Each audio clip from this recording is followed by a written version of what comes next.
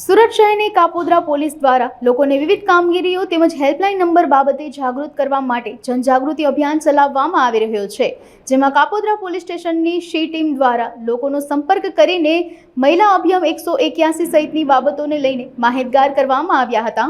શહેરમાં રજાના દિવસ દરમિયાન લોકો ફરવા માટે નીકળી પડતા હોય છે, ત્યારે સુરતના વિવિધ જગ્યાએ અને ખાસ કરીને પબ્લિક ટ્રાન્સપોર્ટના સ્થળ ઉપર લોકોની ભીડ જોવા મળતી હોય છે, ત્યારે આ ભીડનો હવે શહેર પોલીસ પણ લાભ લઈ રહી છે। સુરત શહેરની કાપોદ્રા પોલીસ દ્વારા BRTS બસ સ્ટેશન પર રવિવારના રજાના દિવસે અન્ય જગ્યાએ જવા માટે ઉભેલા લોકોને વિવિધ હેલ્પલાઇન અંગેની માહિતી આપવામાં આવી હતી।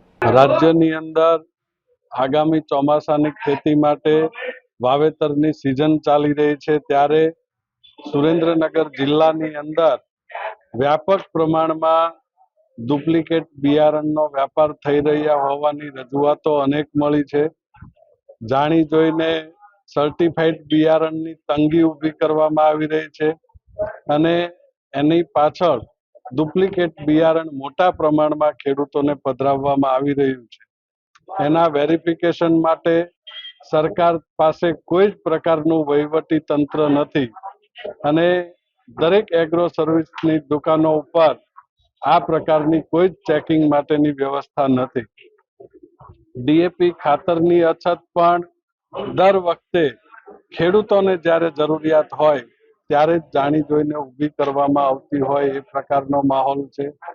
એ દિશામાં સરકારે તાત્કાલિક પગલાં લેવા જોઈએ અને ડુપ્લિકેટ બિયારણનો વેપાર કરતા તમામ વેપારીઓ ઉપર કાયદેસર પગલાઓ લેવાવા જોઈએ, કારણ કે ખેડૂતો જે છે એ લોકોની આજીવિકા માત્ર ને માત્ર ખેતીની સિઝન ઉપર નિર્ભર હોય છે।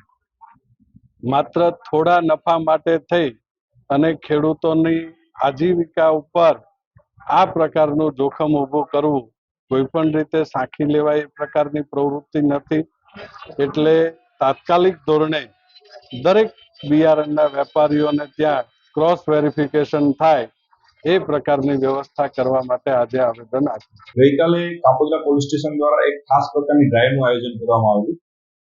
ખાસ કરીને કાપોદ્રા પોલીસ સ્ટેશનમાં કુલ 4 જેટલા BRTS બસ સ્ટોપ છે અને મોટા વરાછાથી લઈ અને મહેન્દ્રપુરા સુધી આખા વરાછા રોડ ઉપર BRTS બસો ચાલે છે। કાપોદ્રા ખાતે 2 ઉદ્યાનો આવેલા છે, મહારાણા ઉદ્યાન અને એક અન્ય ઉદ્યાન, જે ઉદ્યાનમાં રવિવારના દિવસે ખાસ કરીને મહિલાઓ અને બાળકો હરવા ફરવા આવતા હોય છે, જેથી આ બધા બહારથી આવતા માણસો ઘણીવાર BRTS બસમાં મુસાફરી કરતા હોય છે। કાપોદ્રા પોલીસ સ્ટેશન વિસ્તારમાં એક ગાયત્રી સોસાયટી છે, એમાં એક રવિવારી બજાર પણ ભરાય છે, જેમાં પણ મોટી સંખ્યામાં મહિલાઓ ખરીદી કરવા આવતી હોય છે।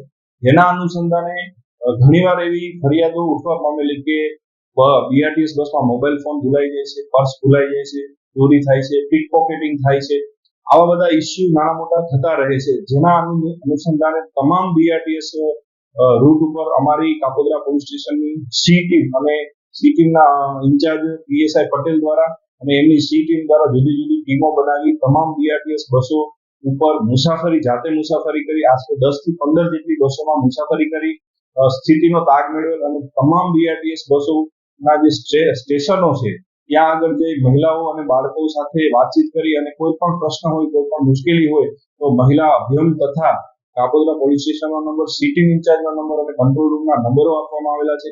આવી રીતના સમગ્ર સી ટીમ દ્વારા BRTS બસમાં એક સર્વે પણ કરવામાં આવેલો કે કોઈ જે આવારા તત્વો બસોમાં ચડી અને મહિલાઓની છેડતી ઈશારા આવા કરતા હોય તેઓ વિશે પણ માહિતગાર થઈ અને આ કાર્યવાહી કરવામાં આવી છે।